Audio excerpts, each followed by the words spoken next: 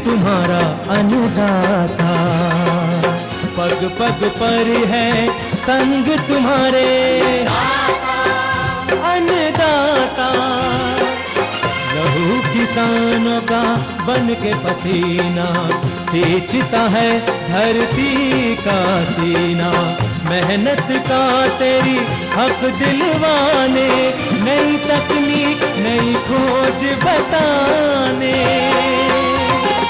पशुधन को गुणवान बनाना, पौध सुरक्षा को सिखलाना, खेती के सब गुर समझाने, भारत का सरताज बनाने। आठों पहर है संग तुम्हारे अन्नदाता, अन्नदाता। नमस्कार, मैं ज्योत्सना पाटनी आप सभी दर्शकों का अन्नदाता कार्यक्रम में स्वागत करती हूं। हर रोज की तरह कार्यक्रम में हम लेकर आते हैं खेतीबाड़ी से जुड़ी बहुत सी लाभकारी जानकारियां। तो चलिए सबसे पहले देखते हैं क्या विशेष है आपके लिए आज के इस कार्यक्रम में। कद्दू वर्गीय फसलों में किए जाने वाले समसामयिक कार्यों पर जानकारी।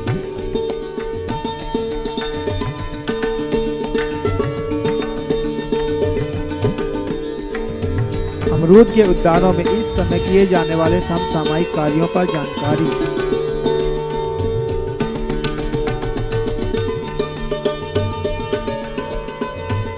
हाइड्रोपोनिक्स तकनीक द्वारा हरा चारा उत्पादन हेतु जानकारी।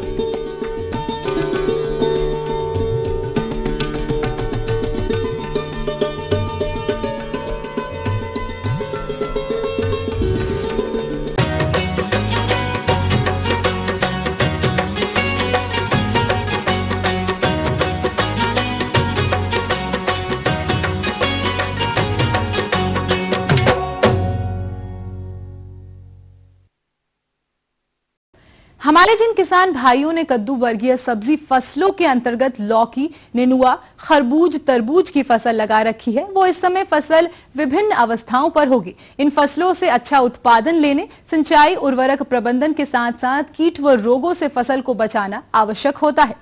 अतः किसान भाइयों, आप कद्दू वर्गीय सब्जी की फसलों में कौन कौन से कार्यों को संपादित करें, इस बारे में जानकारी दे रहे हैं कृषि विज्ञान केंद्र उझानी बदायूं के एक वैज्ञानिक डॉक्टर यशपाल सिंह।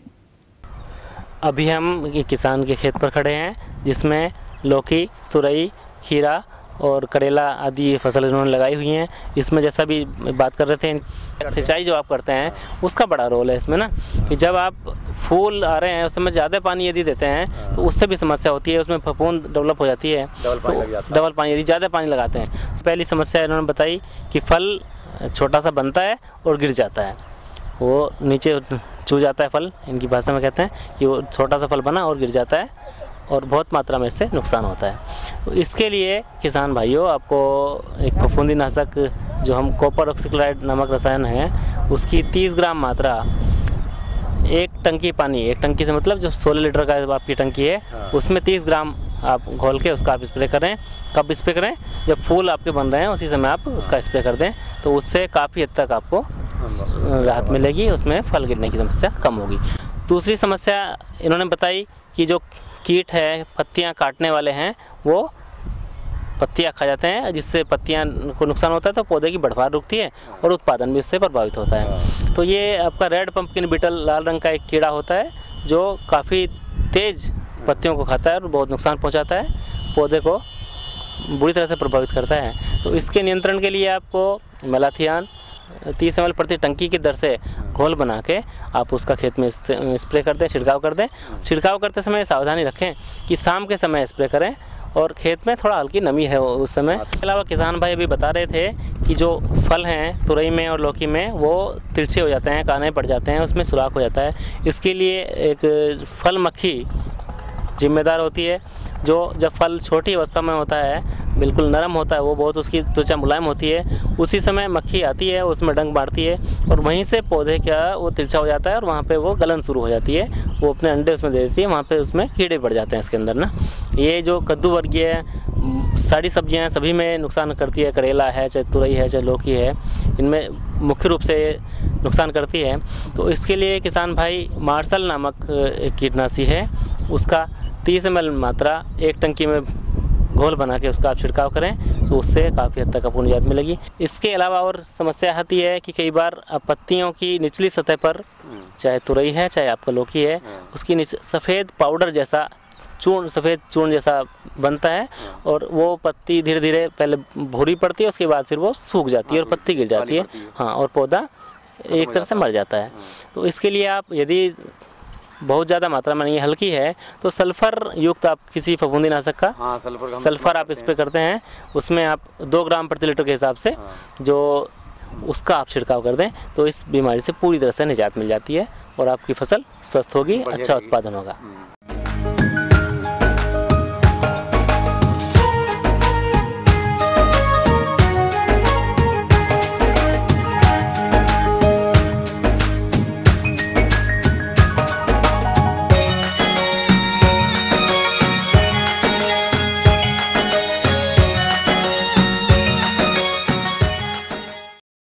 जिन किसान भाइयों ने अमरूद के बाग लगाए होंगे उनमें आजकल बाग में कलियां एवं फूल बन रही होंगी। इन कलियों से आगे चलकर बरसात में जो फल बनते हैं उनकी गुणवत्ता जाड़े की फसल की तुलना में कम होती है, जिससे किसानों को कमाई की प्राप्ति होती है।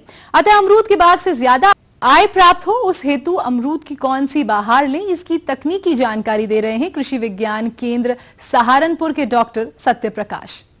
किसान भाइयों, कुछ किसान भाइयों की समस्या रहती है कि जो वर्षाकालीन अमरूद की फसल लेते हैं उसमें सुंडी का बहुत ज़्यादा प्रकोप होता है। यद्यप वो उसका निदान करने की कोशिश करते हैं, लेकिन सुंडी का प्रकोप होने की वजह से फलों की गुणवत्ता खराब हो जाती है, जिसके फलस्वरूप किसान भाइयों को उचित बाज़ार मूल्य नहीं मिलता। ऐसी स्थिति में किसान भाई ये चाहते हैं कि वो वर्षाकालीन फसल की बजाय शरदकालीन फसल लें। शरदकालीन फसल में अमरूद के फलों की गुणवत्ता अच्छी होती है, साथ ही उचित बाज़ार मूल्य भी अच्छा मिलता है। ऐसी स्थिति में किसान भाई जो वर्षाकालीन अमरूद है उसमें कैसे नियंत्रित करें कि वर्षाकालीन फलत ना आए तथा शरदकालीन फलत ज़्यादा आए। तो इसके लिए हम किसान भाइयों आज जानकारी दे रहे हैं वर्षाकालीन जो अमरूद की फसल में बाहर नियंत्रण जो या फलत नियंत्रण कहते हैं कैसे करें कि इस समय अमरूद की फसल में फली बढ़ आ रही है। ये देखने से ये देखो ये बढ़ आ रही है, इस तरह से बढ़ है जो कि अब इस समय खिल जाएगी और इसी से ही फल का निर्माण होगा। तो इस समय किसान भाइयों आप इसकी फलत का नियंत्रण कर सकते हैं। फलत का नियंत्रण करने के लिए 3 उपाय कर सकते हैं। नंबर 1, इस समय यदि हम अमरूद के बाग में 10% यूरिया का घोल बनाकर छिड़काव कर दें तो ये जो फली बन रही हैं, बड बनी हैं और ये जो फूल आएंगे ये सब के सब झड़ जाएंगे, यहाँ तक कि कुछ पत्ते भी प्रभावित होंगे। उसके बाद आप जब फूल झड़ जाएं उसके बाद आप सिंचाई करके अपने बाग की देख रेख रखें। दूसरा, किसान भाइयों यदि संभव हो तो आप देख रहे होंगे कि अमरूद में जो अग्र भाग पे जो नई फुटाव है उस पे ही फल बनते हैं, जिसमें देखें सभी में यदि हम इसको 15 से 20 सेंटीमीटर इस तरह से इसकी प्रूनिंग कर दें तो ये फल वाली शाखाएं नीचे आ जाएंगे। इसके बाद पौधे में दोबारा ये ग्रोथ होगी और आपको जो वर्षाकालीन फसल कम आएगी और शरदकालीन फसल बढ़ जाएगी। तीसरा उपाय ये करें कि इस समय जब आप 1 महीने के लिए इस सिंचाई बंद कर दें। सिंचाई बंद करने से क्या होगा, जो अमरूद में जो कली खिलती है उसके बाद फल बनता है, फल का पूरा विकास नहीं होगा और फल पानी के अभाव में पौधे की ग्रोथ रुकेगी और फल झड़ जाएंगे। किसान भाइयों, जो ये प्रूनिंग की बात है, ये इस समय बड बन चुकी है, फूल खिलेगा। फूल खिलने से फल बनने से पहले यदि हम इसे 10 मई से पहले इसे काट दें तो हमारा बहुत लाभप्रद रहेगा। तो ये थी कुछ उपयोगी जानकारियां। अब लेते हैं एक छोटा सा ब्रेक, जल्द वापस लौटेंगे और कार्यक्रम में आगे हैं महत्वपूर्ण जानकारियां, तो बने रहिए हमारे साथ।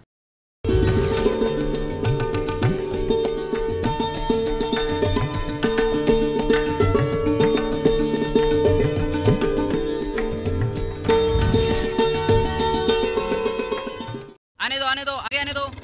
कुछ गड़बड़ है। इस साल इतना ज्यादा वजन? भाई क्या छुपाया है ट्रॉली में? छुपाया नहीं, कोराजन लगाया है। अब मेरी फसल को कीड़े नहीं खाते। पेश है डूबॉन्ट कोराजेन। ये देता है कंसुआ और चोटी भेदक कीटों से लंबे समय तक नियंत्रण, जिससे गन्ना बने ज्यादा लंबा और मोटा भी। डूबॉन्ट कोराजेन, जिंदगी बदल दे।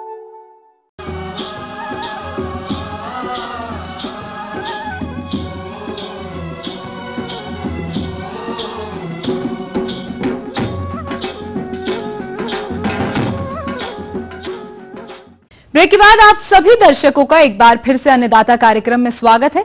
बढ़ते हैं अपनी अगली प्रस्तुति की ओर।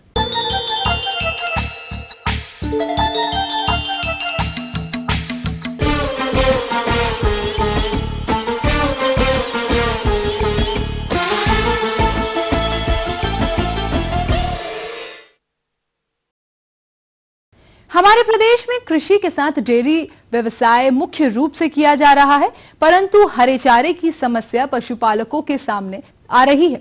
तो ये समस्या मुख्य रूप से शहरी क्षेत्रों में काफी देखी जा रही है, और क्योंकि शहरी क्षेत्रों में चारा उगाने हेतु जमीन के अभाव के कारण पशुपालक हरा चारा अपने पशुओं को नहीं खिला पाते, जिसके कारण अधिक लागत के बावजूद भी कम दूध उत्पादन मिलता है। तो किसान भाइयों, क्या है इसका कोई विकल्प? जी हाँ, यदि आप हाइड्रोपोनिक्स तकनीक द्वारा चारा उगाते हैं तो इन सभी समस्याओं से छुटकारा पा सकते हैं। परंतु क्या है ये हाइड्रोपोनिक्स तकनीक और किस प्रकार से किसानों के लिए लाभकारी है, इस बारे में जानकारी के लिए हमारे संवाददाता ने संपर्क किया एक विषय विशेषज्ञ डॉक्टर CS वैष्णव से। किसान भाइयों, आज के युग में जब हमारे किसानों की ज़मीन खुद अनाज उगाने के लिए ही कम पड़ रही है, तो पशुओं के चारा उगाने के लिए तो ज़मीन दिनों दिन कम उपलब्ध होती जा रही है। ऐसी स्थिति में वैज्ञानिकों ने और टेक्नीशियनों ने एक हाइड्रोपोनिक टेक्निक का इजाद किया। ये हाइड्रोपोनिक मशीन तैयार करी है जिसमें हरा चारा बिना ज़मीन के मशीन में उगता है। अब इस मशीन में चारा उगाना और ज़मीन में चारे उगाने को अगर हम कंपेयर करें तो इसमें 27 फीट बाय 9 फीट की जगह में आप ये मशीन देख रहे हैं, और इसके अंदर इसमें 20 ट्रे है और हर रोज़ 2.5 क्विंटल हरा चारा उत्पादन होता है। यही 2.5 क्विंटल हरा चारा अगर हम ज़मीन में उत्पादन करें तो कम से कम 1.5 पौने 2 बीघा की ज़मीन चाहिए। अगर हम इस मशीन का उपयोग करते हैं तो हमारी वो 1.5 से 2 बीघा ज़मीन फ्री हो जाती है, और उसमें हम कोई और उत्पादन, किसी और फसल का, अनाज का, दालों का उत्पादन ले सकते हैं। पहला फ़ायदा तो इसका ये हुआ कि हमें इसमें बहुत ही मिनिमम ज़मीन की आवश्यकता होती है। आपको पता है कि 2.5 क्विंटल मतलब 250 किलो चारा इसमें रोज़ होता है, तो अंदाजन 800 साढ़े 800 किलो चारा साल भर में इसमें होता है। अगर हम यही क्वांटिटी चारे की ज़मीन में उगा कर लेंगे तो एक साल में हमें 250 से 300 क्विंटल चारा ही मिलेगा। तो अगर 250 किलो रोज़ हो रहा है तो 365 दिन में 800 किलो के करीब आप चारा उगा सकते हैं, जो कि 1.5 बीघा ज़मीन में आप साल भर में नहीं ले सकते। तो कम से कम हमें 500 क्विंटल चारा इसमें ज़्यादा भी मिल रहा है, क्योंकि ज़मीन में उगाने वाला चारा आप 12 मासी नहीं ले सकते हैं। दूसरा जो इसका सबसे बड़ा फ़ायदा है वो है पानी। आप देख रहे हैं ये जो 2 नीचे टंकियाँ लगाई हुई है फाइबर बॉडी की, ये 500 लीटर कैपेसिटी की है। 500 लीटर पानी इस मशीन में हर 2 दिन में सर्कुलेट होता है और यूज़ किया हुआ पानी वापस नीचे आ जाता है। अगर हमें हर रोज़ 2.5 क्विंटल चारा लेना है तो खेत में हमें 80 लीटर प्रति केजी हरा चारा पानी चाहिए, परंतु इस मशीन में प्रति केजी हरा चारा हमें सिर्फ 3 लीटर पानी चाहिए।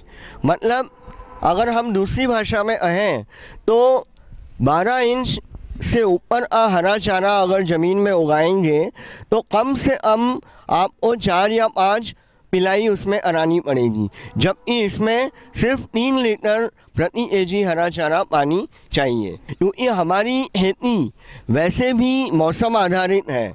कभी ओले पड़ गए, अभी अतिवृष्टि हो गई, अभी बारिश का पानी हुआ ही नहीं, तो वो सारी जो कमियां हैं वो इस मशीन में नहीं आती हैं, क्योंकि इसमें बहुत कम पानी फसल उगाने के लिए चारे की चाहिए। तीसरा फ़ायदा ये है कि इसमें जो हरा चारा उगता है वो केवल हरा चारा ही नहीं है, बल्कि वो एक तरह का बाटा है जिसमें कि जड़, बीज और हरा चारा तीनों आपको मिल जाता है। जबकि जो ज़मीन में आप हरा चारा उगाते हैं उसमें आपको सिर्फ चारा ही मिलता है। और सबसे बड़ी बात यह है कि ये 10-12 इंच का जो 7वें दिन चारा तैयार हुआ है, ये अगर आप ज़मीन में उगाएंगे तो इसको इतना बड़ा होने में महीना, सवा महीना लगता है। सवा महीने में आप इतना चारा पाएंगे ज़मीन में, जबकि यहाँ पर 7 दिन में आपको ये चारा मिल जाएगा। और इस मशीन द्वारा उगाया हुआ चारा ज़मीन द्वारा उगाए गए चारे की बनिस्बत बहुत अधिक पौष्टिक होता है। प्रोटीन की मात्रा 3 गुना होती है और जो ऊर्जा की मात्रा है, एनर्जी की मात्रा है, वो भी इसमें ज़्यादा होती है। अतः अगर किसी दुधारू जानवर को 1 महीने तक अगर हम 3 से 4 किलो ये हाइड्रोपोनिक मशीन द्वारा तैयार किया हुआ चारा खिलाएँ तो 1 लीटर दूध की वृद्धि आपको 1 महीने बाद मिल जाएगी। उस स्थिति में आपको सिर्फ उस पशु को 1 किलो नॉर्मल बाटा देना है और बाकी 3 से 4 किलो हाइड्रोपोनिक द्वारा तैयार किया हुआ चारा दिया जा सकता है। इसके और अन्य फ़ायदे क्या हैं? बछड़ों को अगर आप ये खिलाएंगे तो उनके वजन में, उनकी ग्रोथ में जो शारीरिक वृद्धि होती है वो अधिक होगी। दूसरा, क्योंकि ये अंकुरित बीज से चारा उग रहा है तो ऐसे में अगर आप प्रजनन योग्य सांडों को ये हरा चारा खिलाएंगे तो उनकी प्रजनन क्षमता में 20 से 30% वृद्धि होती है। शुक्राणुओं की संख्या 10 से 15% बढ़ जाती है और उनकी प्रजनन क्षमता अधिक हो जाती है। तो बछड़ों में खिलाने में फ़ायदा है, शारीरिक वृद्धि, सांडों की प्रजनन क्षमता बढ़ जाती है और दुधारू गायों में दूध उत्पादन बढ़ जाता है। जगह कम लगती है, पानी कम लगता है और हर मौसम में 365 दिन आप इस मशीन से चारा उगा सकते हैं।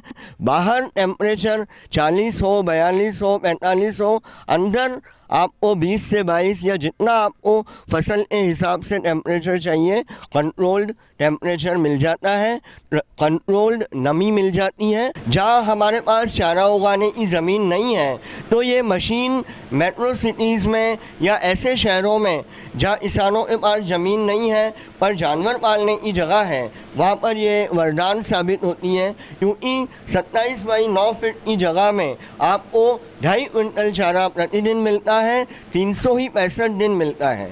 ये बहुत ही आसान तकनीक है। तो आप किसी भी मौसम में साल भर इस मशीन से 2.5 क्विंटल हरा चारा प्रतिदिन पा सकते हैं, जो कि ज़मीन में उगा कर पाना संभव नहीं है।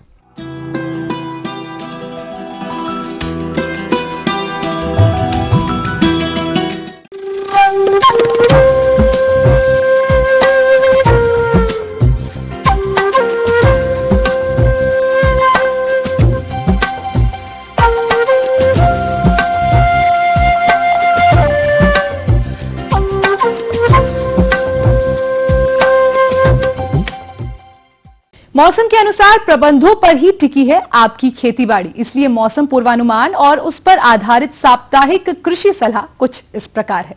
गोविंद बल्लभ पंत कृषि एवं प्रौद्योगिक विश्वविद्यालय पंतनगर के कृषि एवं मौसम विभाग के वैज्ञानिक डॉक्टर H.S. कुशवाहा द्वारा भेजे गए मौसम पूर्वानुमान रिपोर्ट के आधार पर इस सप्ताह पंतनगर एवं इससे लगे उत्तराखंड राज्य के उधम सिंह नगर एवं नैनीताल जिलों के मैदानी क्षेत्रों तथा इससे लगे पश्चिमी उत्तर प्रदेश के मुरादाबाद, रामपुर, बिजनौर, पीलीभीत, शाहजहांपुर, बरेली एवं बदायूं जिलों में शुष्क मौसम रहने की संभावना है।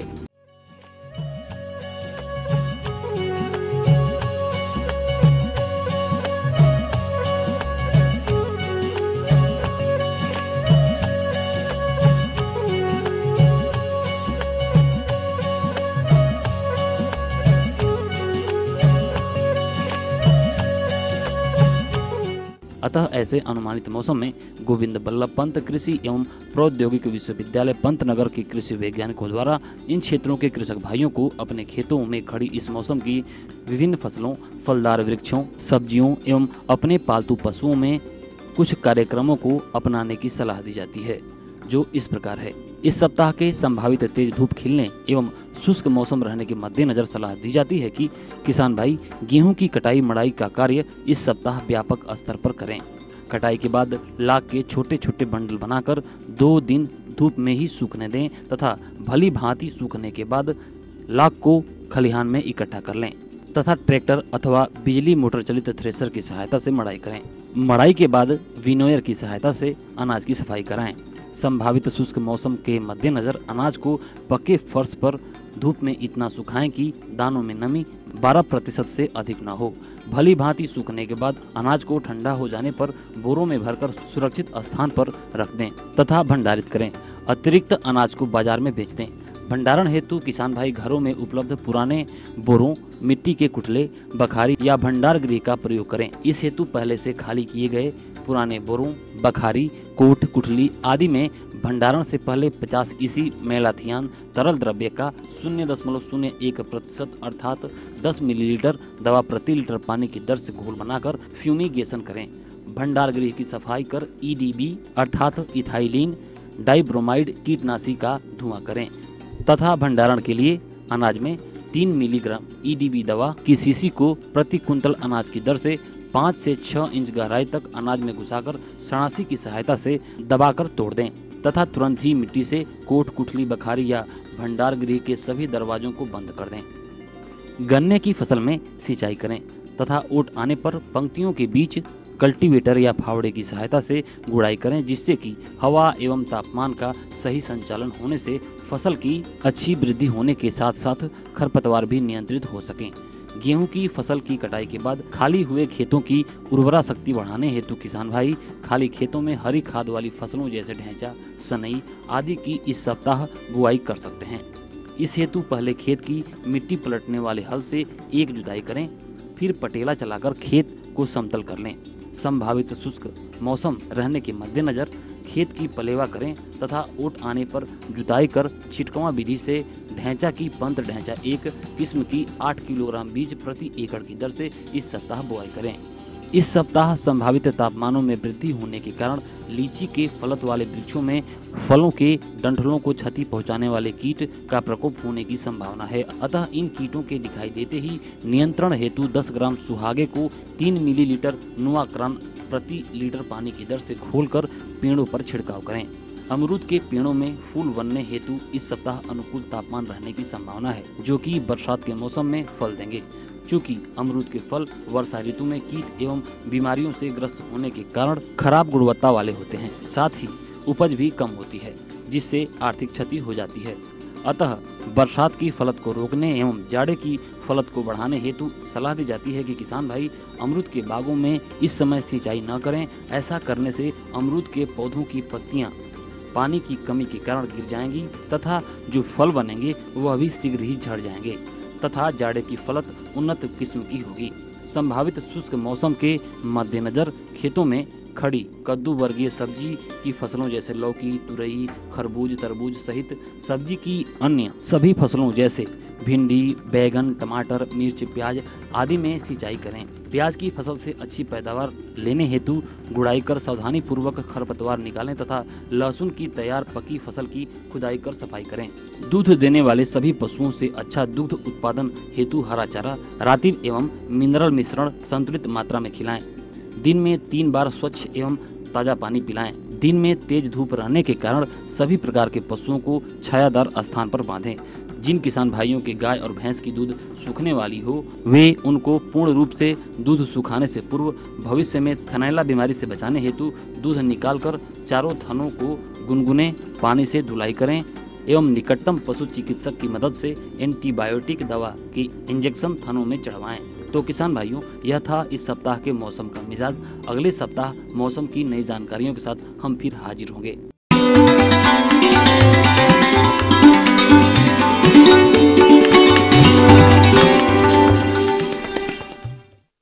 अन्नदाता हेल्पलाइन निशुल्क फोन संपर्क सेवा के माध्यम से आपके द्वारा पूछे गए प्रश्नों में से एक या दो महत्वपूर्ण प्रश्नों को हम अपने कार्यक्रम में शामिल करते हैं और इसी के तहत आज का चयनित प्रश्न और उसका जवाब कुछ इस प्रकार है। अन्नदाता निशुल्क फोन संपर्क सेवा के माध्यम से पूछे गए प्रश्नों में से जिस प्रश्न को आज हमने अपने कार्यक्रम में शामिल किया है उसे पूछा है ग्राम किठौर, जिला मेरठ के कृषक रामपाल ने। आप गाय की HF नस्ल पर जानकारी चाहते हैं। ये सर्वप्रथम जानते हैं होल्स्टीन फ्रीजियन नस्ल की गाय के बारे में। यह एक विदेशी नस्ल जो कि ठंडे जलवायु में रहना पसंद करती है। इसका रंग काला और सफेद होता है। इसके पीछे का पैर लंबा तथा अगला पैर कुछ छोटा होता है। पीछे का हिस्सा उठा हुआ होता है। इसके गले में गलकंबल नहीं होता। ऐन बड़ा और दुग्ध शिराएं उभरी हुई होती हैं। यह गाय 15 से 16 माह में ही गर्भित हो जाती है तथा 23 से 26 माह में प्रथम बार ब्याती है। इसके दुग्ध देने की अवधि 300 से 310 दिन तक होती है और एक ब्यात काल में 8000 से 10000 लीटर दुग्ध उत्पादन की क्षमता रखती है।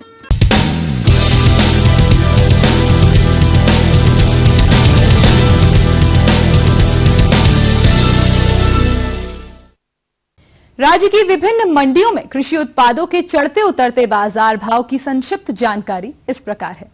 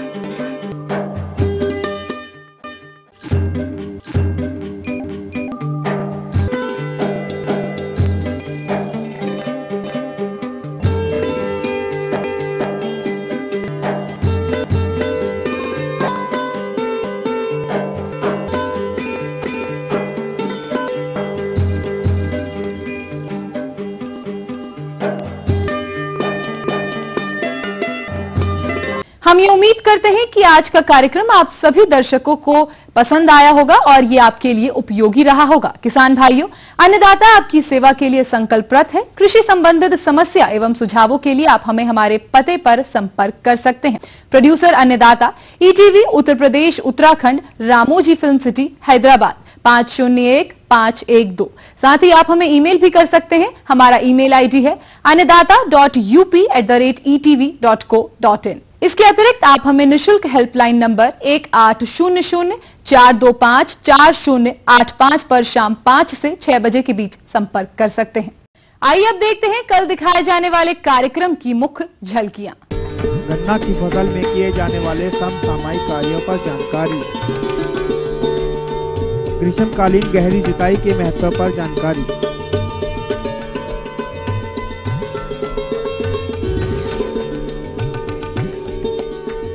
फिलहाल अन्नदाता की पूरी टीम को दीजिए इजाजत। कल फिर इसी समय हाजिर होंगे, आपसे मुलाकात होगी और कृषि संबंधित कुछ और रोचक जानकारियां हम लेकर आएंगे। नमस्कार।